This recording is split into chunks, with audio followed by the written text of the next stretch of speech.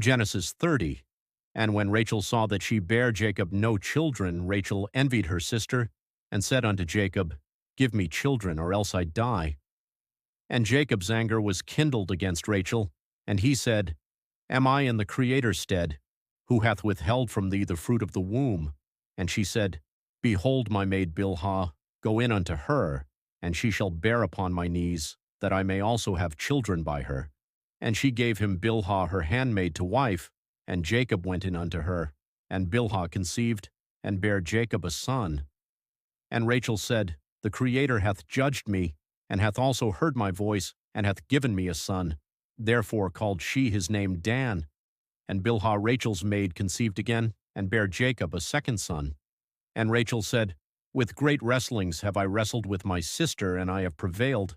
And she called his name Naphtali. When Leah saw that she had left bearing, she took Zilpa her maid, and gave her Jacob to wife.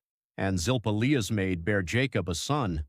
And Leah said, A troop cometh, and she called his name Gad. And Zilpah Leah's maid bare Jacob a second son.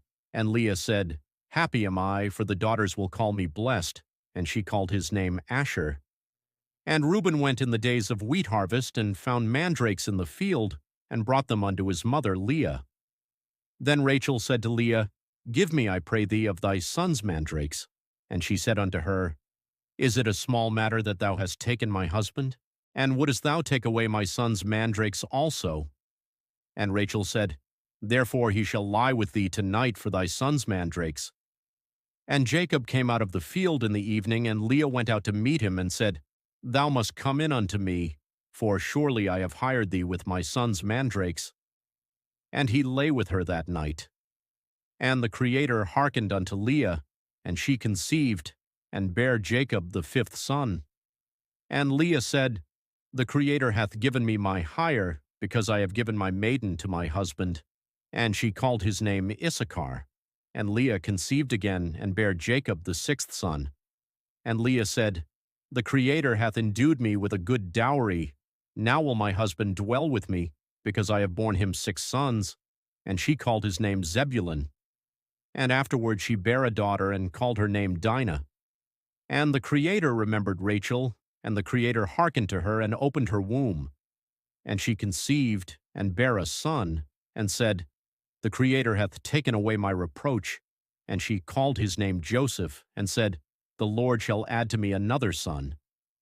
And it came to pass, when Rachel had borne Joseph, that Jacob said unto Laban, Send me away, that I may go unto mine own place, and to my country. Give me my wives and my children, for whom I have served thee, and let me go, for thou knowest my service which I have done thee. Laban makes a new pact with Jacob. And Laban said unto him, I pray thee, if I have found favor in thine eyes, tarry, for I have learned by experience that the Lord hath blessed me for thy sake. And he said, Appoint me thy wages, and I will give it.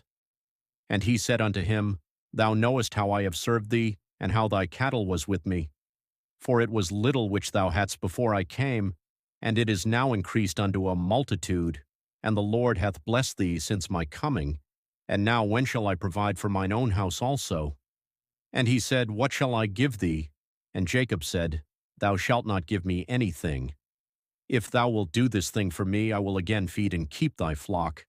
I will pass through all thy flock today, removing from thence all the speckled and spotted cattle, and all the brown cattle among the sheep, and the spotted and speckled among the goats. And of such shall be my hire. So shall my righteousness answer for me in time to come, when it shall come for my hire before thy face. Every one that is not speckled and spotted among the goats, and brown among the sheep, that shall be counted stolen with me. And Laban said, Behold, I would it might be according to thy word.